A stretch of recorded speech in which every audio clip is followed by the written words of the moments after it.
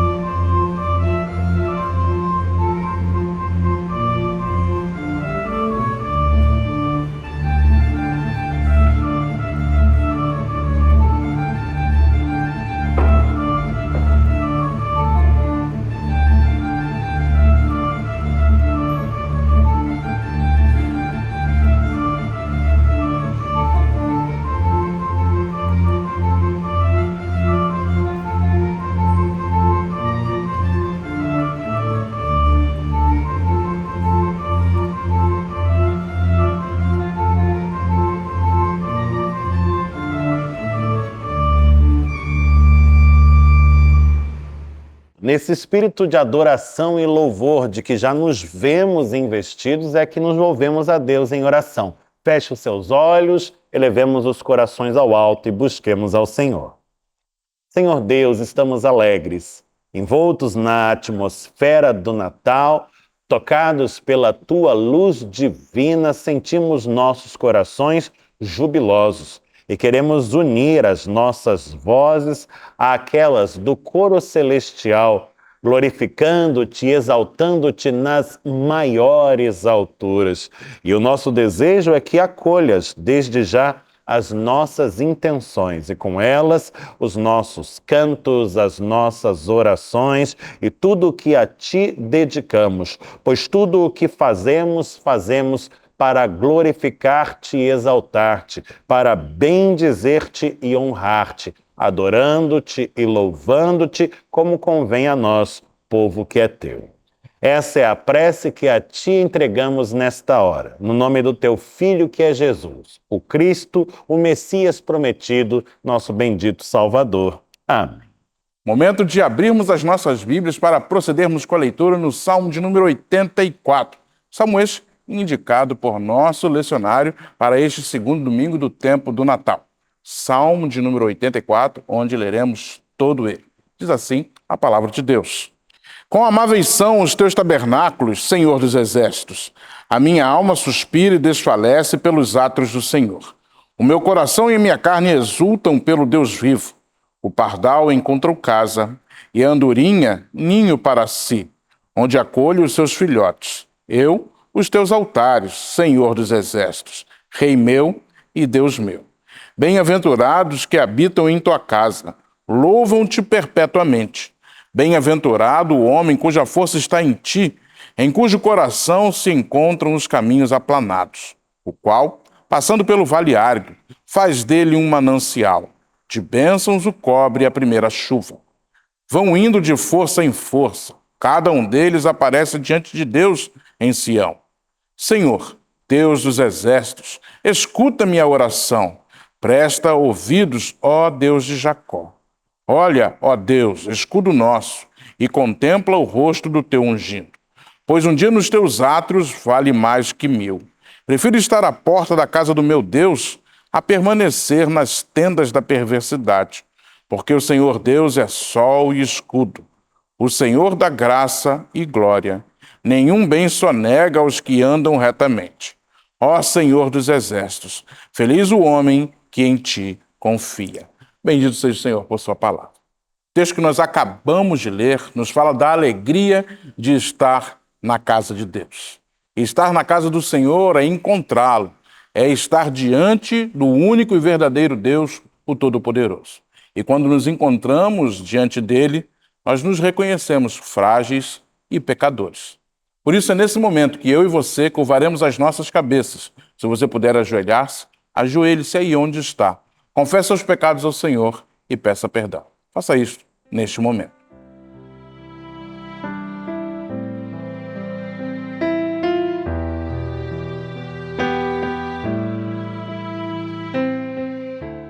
Senhor, louvado e engrandecido seja o teu nome. Nos prostramos diante do Senhor, pois tu és Deus de graça, Deus de amor, Deus de misericórdia. E sabemos, pois a tua palavra nos ensina, que o Senhor não despreza um coração contrito e ouve as nossas súplicas. Desta feita, Senhor Deus, nós clamamos a ti por perdão.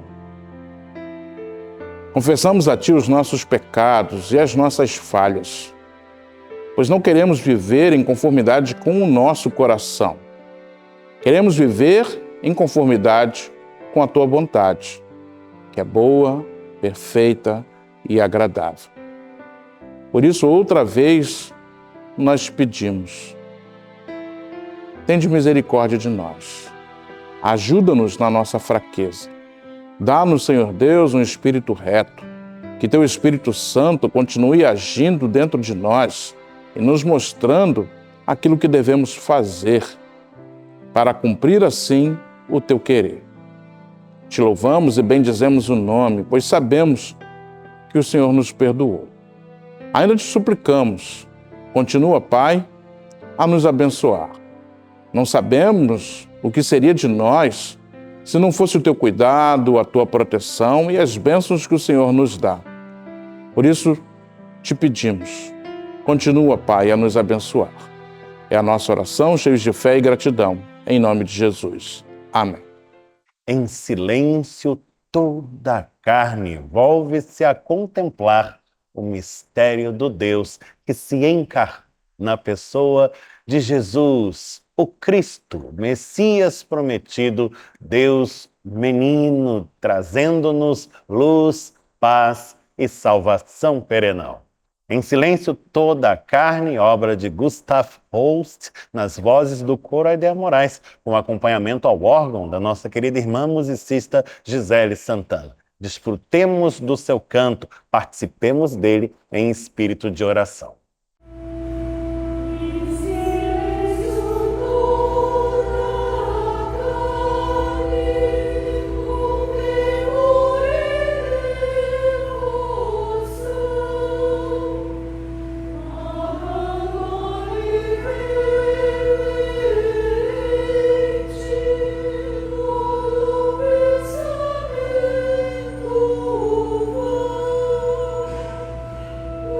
Sul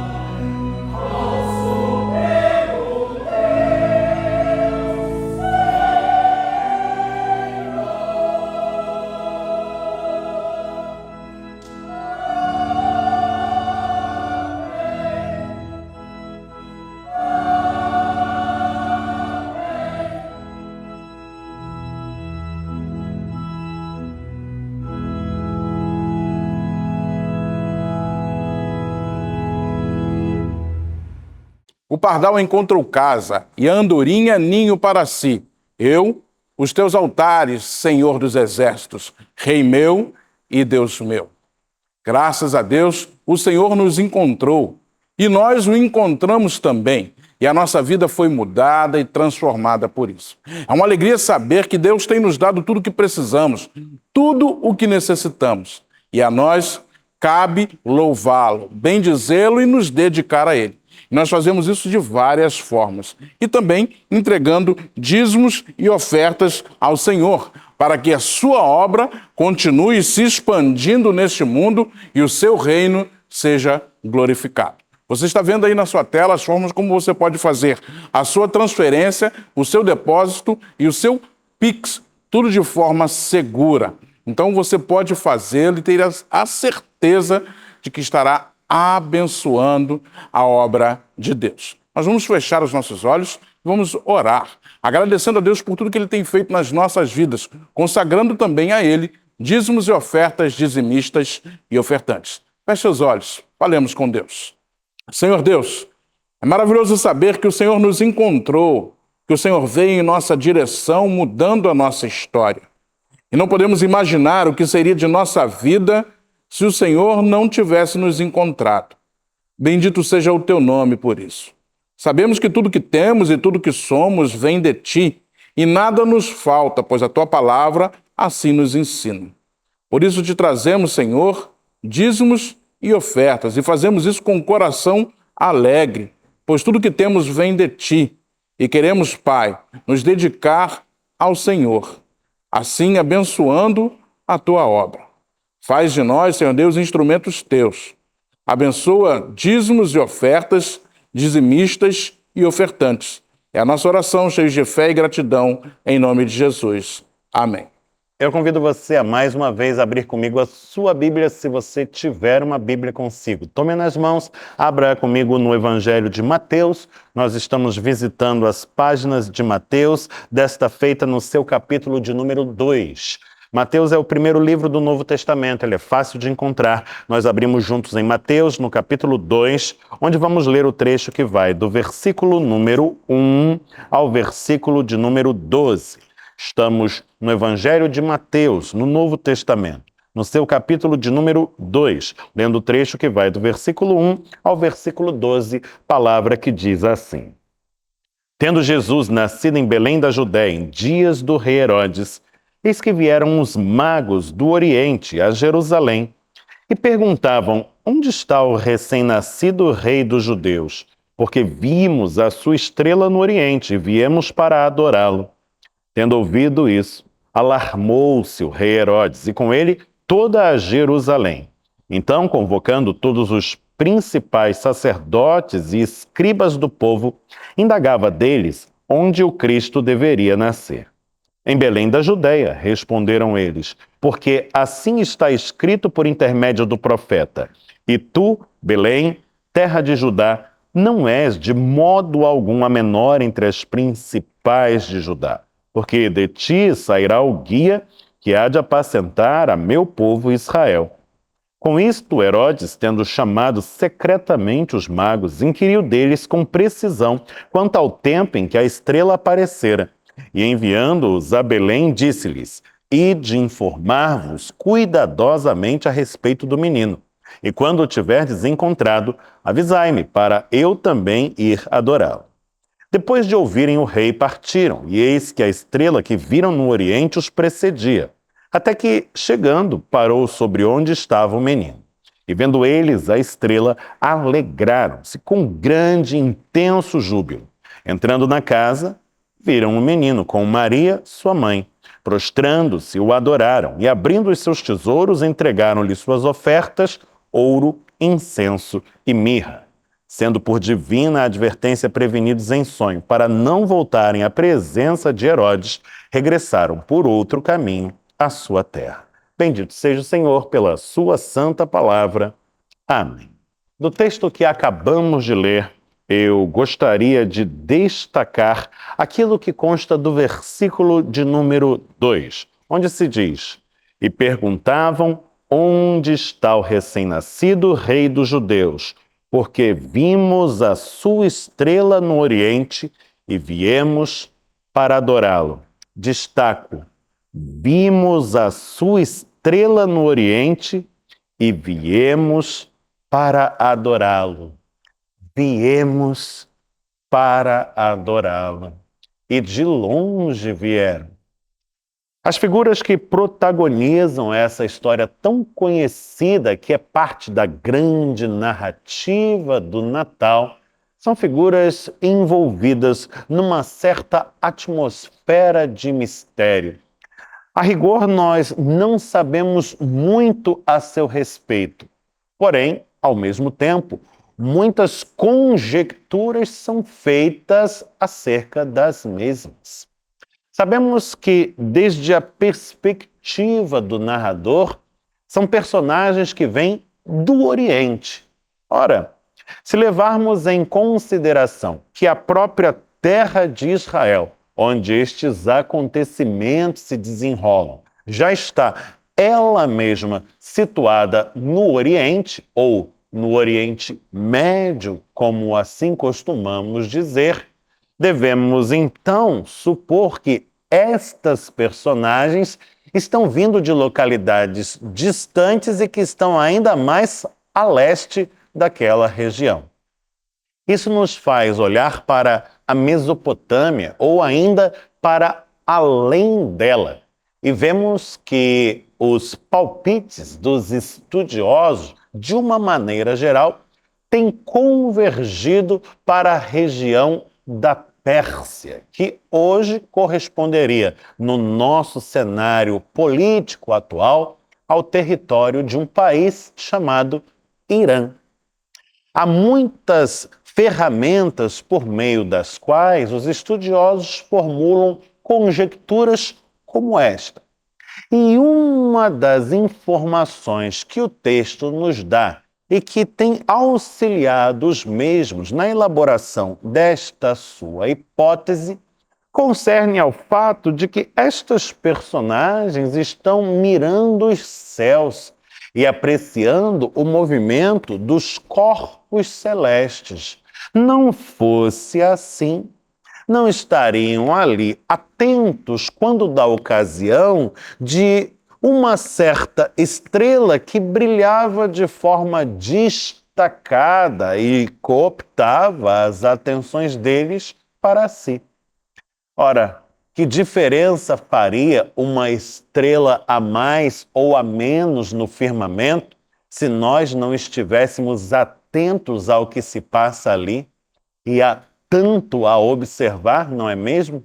Porém, estes homens parecem suficientemente atentos e conhecedores da dinâmica dos céus para observar uma alteração que agora lhes parece significativa. E sabemos que uma certa religião do mundo antigo era particularmente afeita a esta observância dos astros. Algo que, na nossa linguagem de hoje, chamaríamos de astrologia. Mas a religião em particular seria o zoroastrismo, que era, de fato, largamente praticada no território persa.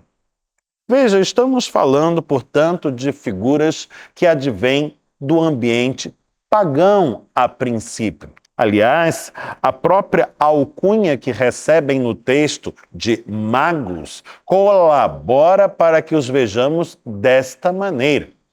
E sabemos que dentro da esfera do judaísmo de então, os pagãos, adeptos de religiões pagãs, afeitos a práticas como a magia e a astrologia, eram figuras vistas sob grande suspeição. Não eram figuras aprováveis, muito pelo contrário. Mas é deste modo que Deus costuma agir e não devemos nos surpreender. Frequentemente está recrutando as figuras loucas deste mundo para constranger as sábias, os que nada são para envergonhar os que pretensamente se julgam alguma coisa. E parece ser deste fato que estamos tratando agora. Parece que é por meio de figuras assim, a princípio, objetos de suspeição e descrédito, que Deus vai nos suscitar uma importante lição e nos entregar um modelo a ser seguido. Vemos que estes homens, que estão dedicados a práticas que envolvem a observância dos astros e esquadrinham os céus na distante terra oriental onde habitam, ao perceber o movimento de uma estrela diferente, se decidem a esquadrinhar céus e terra para perceber as implicações da mesma, enquanto indicadora de certo fenômeno e de certa realidade. Então, começam a traçar uma rota a qual se lançarão, empreendendo uma viagem que é por si só algo deveras desafiador. Estamos falando de uma extensa travessia que os trará do Oriente, possivelmente do Planalto iraniano, até a terra de Israel, no cenário que hoje chamamos de território palestinense. Ora, o que eles vão fazer é uma viagem que, dentro do nosso mapa político atual, implicaria na travessia de vários e diferentes países. Uma viagem que será feita sem nenhuma das comodidades das viagens modernas, porque os nossos meios de transportes tão habituais ainda não foram inventados. E sequer as estradas, como conhecemos, foram concebidas ainda. É certo que estradas existem, e elas já existem há muito. E elas surgem por força da necessidade dos grupos humanos que precisam se deslocar, e especialmente os mercadores. Mas o esforço para tornar estas estradas melhores ainda está sendo desenvolvido, articulado. Aliás, o povo persa foi um povo que contribuiu em larga medida para isto e o avanço da civilização. Mas o fato é que as estradas de então são vias difíceis e dificultosas e que trazem aos viajantes muitos riscos. Além dos riscos de acidentes, você tem os riscos inerentes à travessia de terras áridas, se não desérticas, com tudo aquilo que lhes é próprio. A escassez de recursos, um sol causticante de dia, um frio congelante à noite, a presença de feras e animais peçonhentos. Você poderia dormir e ser picado por uma aranha venenosa, um escorpião, uma serpente. Você poderia ser alvo de salteadores que estavam por todos os lugares à espreita de uma oportunidade, num tempo em que se apregoava e muito a chamada paz romana, que, a bem da verdade, ficava mais na esfera do ideal e na da prática, sendo todo o domínio de Roma um domínio muito sanguinolento. Estes homens estão, portanto, se decidindo a uma empreitada nada fácil, tremendamente desafiadora. Atravessar um território tão vasto num cenário tão difícil e mais, levando consigo verdadeiros tesouros.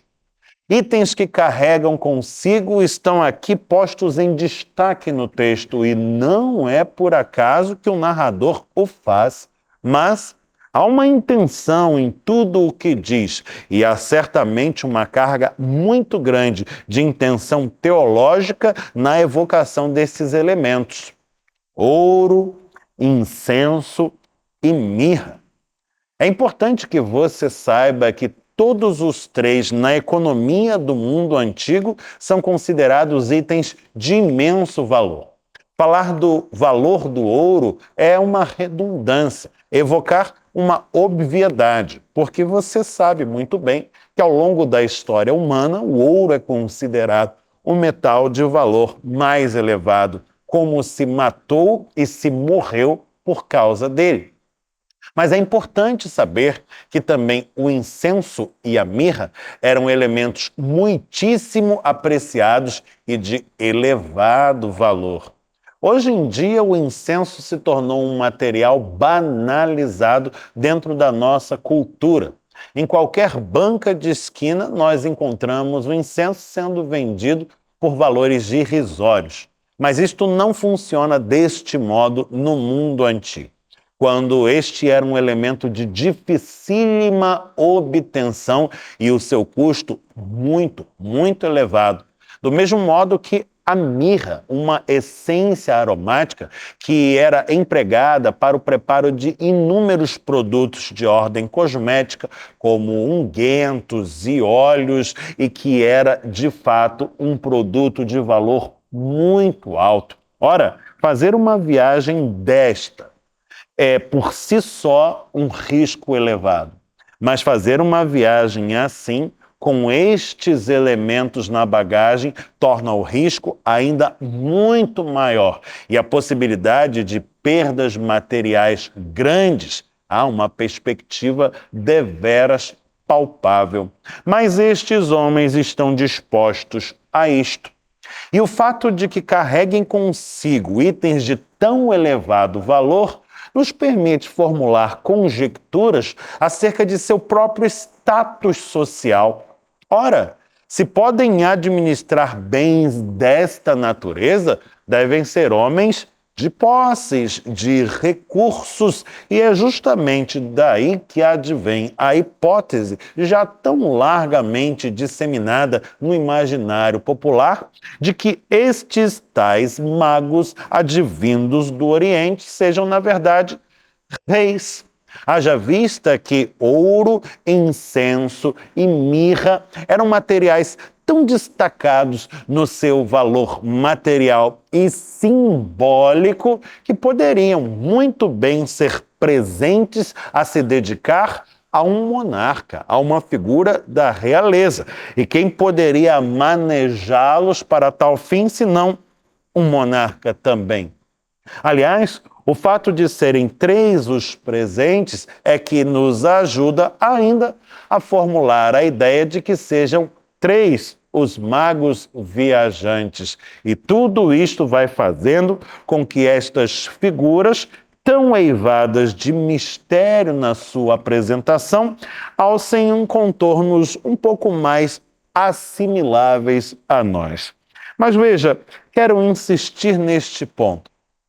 Estamos falando, portanto, de homens aparentemente importantes, de posses, capazes, atentos ao que se passa nos céus e na terra, habilitados a esquadrinhar o cosmos e traçar rotas a partir dos seus cálculos matemáticos e sofisticados, e que se dispõem a, por um tempo que não sabemos medir, empreender uma viagem deveras sacrificante e cheia de riscos, num cenário absolutamente inóspito e nada convidativo, deixando para trás a sua terra no Oriente, rumo à terra de Belém, na Judéia, com vistas a quê?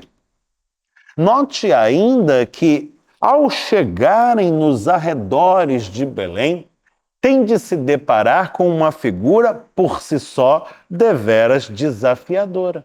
A figura do rei Herodes.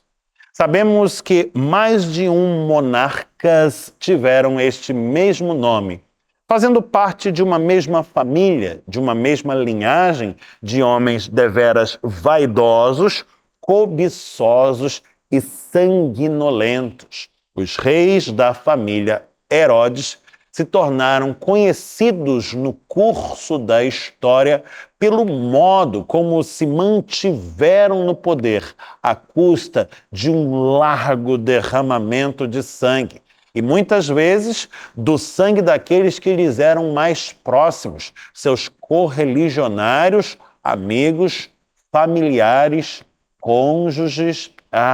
Este homem por si só é um obstáculo e tanto a se considerar. E aqueles magos advindos do Oriente, sendo conferidos por Herodes, que inquire cada um deles acerca das suas motivações, precisam mostrar muito jogo de cintura, habilidade diplomática e política para se esquivar das suas garras e poder prosseguir em sua jornada. Mas eles estão dispostos a isto e enfrentam mais esta dificuldade também. E tudo isto fazem para quê? Bom, o texto nos diz que, chegando ao lugar onde estava o menino Jesus, sendo este o objeto apontado pela tal estrela vista desde tão longe, quando chegam ali, entregam a ele as cargas que traziam consigo. São elas os seus presentes: ouro, incenso e mirra. E deste modo somos convidados a refletir um pouco sobre o valor simbólico destes presentes, que muito possivelmente até mesmo excederá o seu valor material. Eu não sei se você já pensou sobre isto, sobre o aspecto simbólico que trazem consigo o ouro, o incenso e a mirra no contexto do mundo antigo, do Oriente em particular e da terra e cultura de Israel em especial. Mas eu gostaria de lhe falar um pouco a respeito. Vamos falar sobre cada um destes. Em primeiro lugar, sobre o ouro. O ouro é o metal mais precioso no curso da história humana. Ele está atrelado à noção de poder e, por isso, acaba se tornando uma figura distintiva da realeza, expressão máxima do poder no imaginário dos homens do mundo de então. Ora, o ouro é um presente muitíssimo apropriado a um rei e que se faz ainda mais apropriado aqui quando é dedicado àquele que será reconhecido pelos seus como o Rei dos Reis. O ouro é uma confissão acerca da realeza que se reconhece na pessoa do Deus menino, que é Cristo Jesus. Mas o que diríamos acerca do incenso e do valor simbólico deste? O incenso, como disse, era um material de propriedades aromáticas muito apreciado no mundo de então, especialmente pelo efeito que produz a sua fumaça quando ele é queimado. No imaginário dos povos do mundo antigo, os grandes deuses habitavam as alturas. E para nos aproximarmos deles, precisávamos de altares, que, como a própria palavra já sugere, desde a sua raiz, são lugares altos.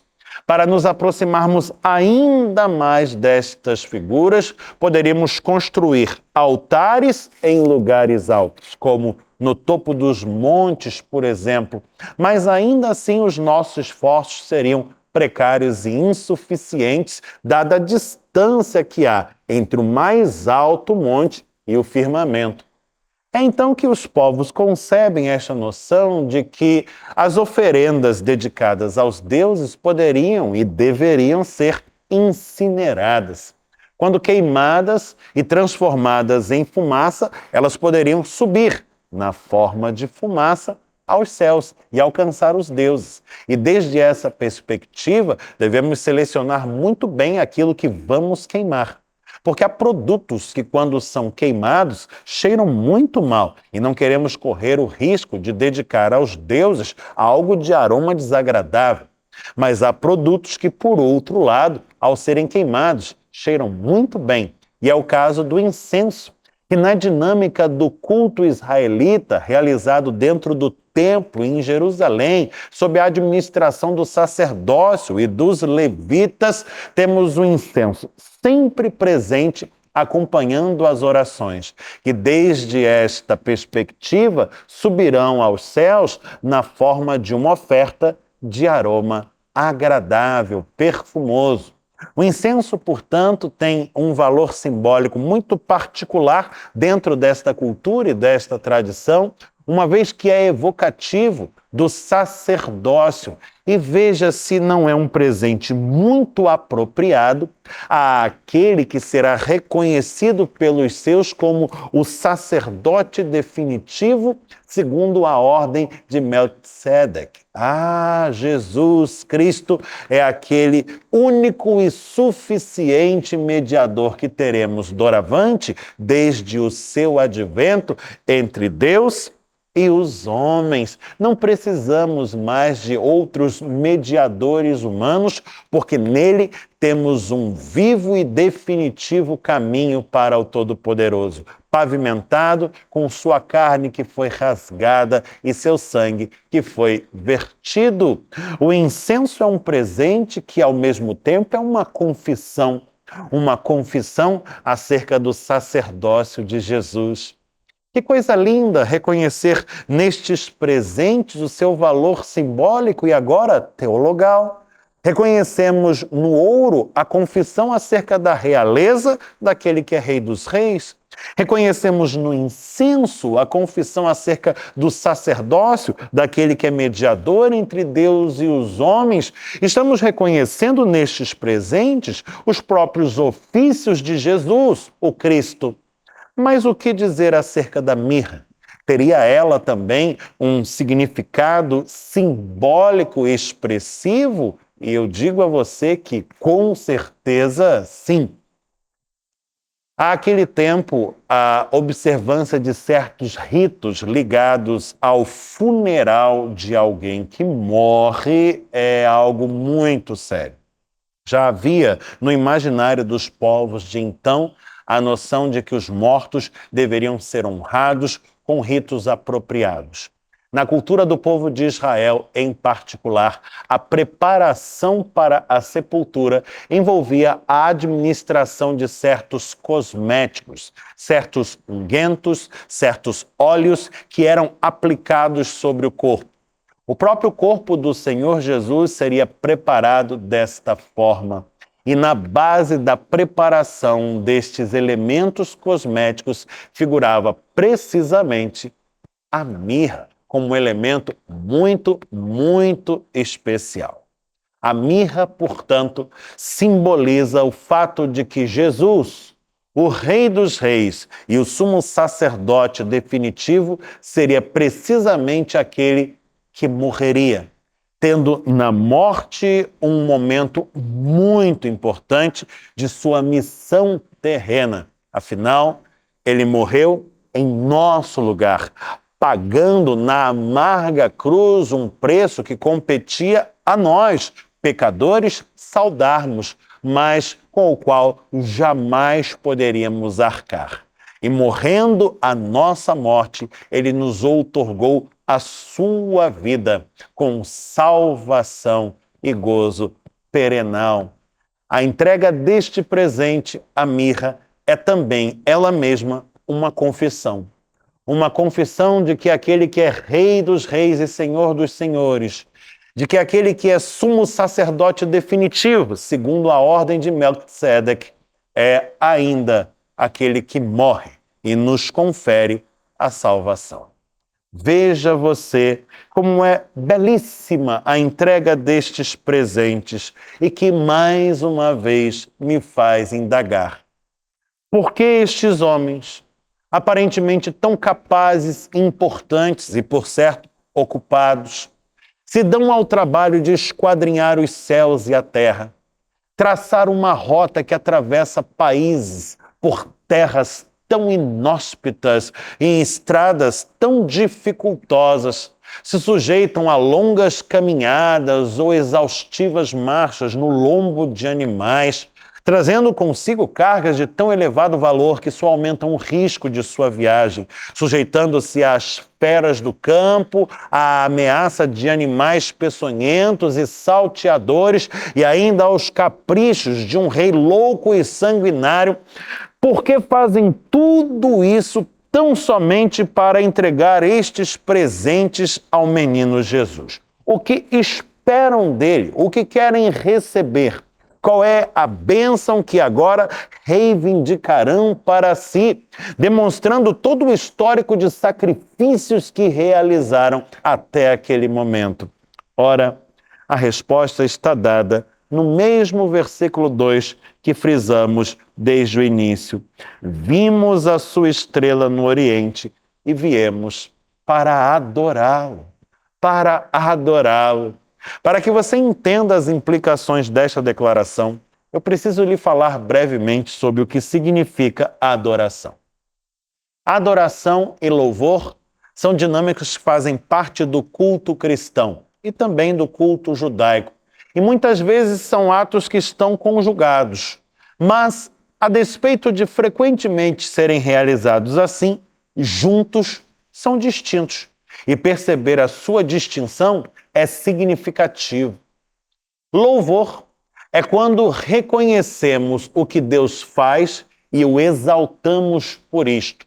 Louvar a Deus é bem dizê-lo pelas bênçãos que derrama sobre as nossas vidas, pelas vitórias que nos permite alcançar, pelas graças que comunica a nós e aos nossos. Louvar a Deus é reconhecer o que Ele faz e glorificá-lo por isto. Mas adorá-lo é diferente. Adoração é quando reconhecemos quem Deus é e o glorificamos pela sua própria natureza, a natureza de seu ser. Quando reconhecemos que Ele é o Rei dos Reis, quando reconhecemos que Ele é o Todo-Poderoso, o Onisciente, o Soberano de todo o universo, de terra e céus que criou, estamos reconhecendo quem Ele é. E quando o glorificamos por isto, estamos adorando-o. Perceba que é precisamente este o propósito declarado por aquelas figuras tão curiosas, tão controversas, objeto de tanta suspeição e que empreendem um sacrifício tão grande para estar ali. Estão adorando a Jesus. Estão adorando-o, reconhecendo-o como o Rei dos Reis na entrega de seu ouro, reconhecendo-o como sumo sacerdote definitivo na entrega de seu incenso, reconhecendo-o como aquele que morrerá como um cordeiro inocente, pagando o preço dos pecados de todo o mundo na entrega de sua mirra. A sua adoração é desinteressada. Ela não visa a obtenção de ganhos pessoais. Ela se dá por força de uma realidade inconteste, a de que Jesus é quem é e nós somos quem somos. Jesus é Deus encarnado, feito homem, e nós somos os homens a quem Deus criou para o louvor da sua glória, para fruí-la eternamente. Hoje, o Evangelho é anunciado mais uma vez e, através da figura destes magos vindos de tão longe, nos enseja uma profunda lição acerca da necessidade de volvermos os nossos olhos e as nossas atenções para este menino e hoje, sem demora, dedicar-lhe toda a nossa adoração, reconhecendo-o como é e o lugar que tem nas nossas vidas e na realidade como um todo também. Que assim seja e que Deus assim nos abençoe. Em nome de Jesus. Amém. E a nossa igreja não para. Você sabia que enquanto as crianças estão de férias escolares, na nossa igreja elas têm um lugar marcado, um encontro especial dominicalmente às 10h30 da manhã. Verdade. Todo domingo, às 10h30 da manhã, nós temos uma programação totalmente voltada e pensada para as nossas crianças. Então, traga-as para a igreja. E hoje, no culto matutino das 10h30, nós teremos aquele momento que para nós é muito especial. Será ministrado o sacramento da Santa Ceia. E você está convidado a participar. Ainda dá tempo de você vir ceiar, porque para nós é um meio de graça e nós somos abençoados. Culto de Santa Ceia, hoje, às 10h30 da manhã. E a partir do próximo sábado, dia 11 de janeiro, nosso pastor efetivo, reverendo José Mirabô, estará em gozo de férias. Nós estaremos aqui em oração para que esse tempo seja um tempo de alegria, um tempo de refazimento de forças, um tempo de comunhão familiar e que ele possa retornar alegre, feliz e renovado para seguir pastoreando a nossa igreja. Chegamos ao final de mais esta celebração. Eu convido você à oração final. Estamos orando como aprendemos de Jesus, a chamada oração dominical, a prece do Pai Nosso. De olhos fechados, corações unidos, numa só voz e numa só corrente de fé, dizemos juntos assim: Pai nosso que estás nos céus, santificado seja o teu nome. Venha o teu reino, seja feita a tua vontade, assim na terra como no céu. O pão nosso de cada dia nos dá hoje. Perdoa-nos as nossas dívidas, assim como nós perdoamos aos nossos devedores. E não nos deixes cair em tentação, mas livra-nos do mal, pois teu é o reino, o poder e a glória para sempre. Amém. Receba a bênção. Que o Senhor te abençoe e te guarde. Que o Senhor faça resplandecer o rosto sobre ti e tenha misericórdia de ti. Que o Senhor sobre ti levante o rosto e te dê paz. Que a graça de nosso Senhor e Salvador, Jesus Cristo, o amor de Deus, o Pai Celeste, e a comunhão do Espírito Santo permaneçam com todos, hoje e eternamente. Amém.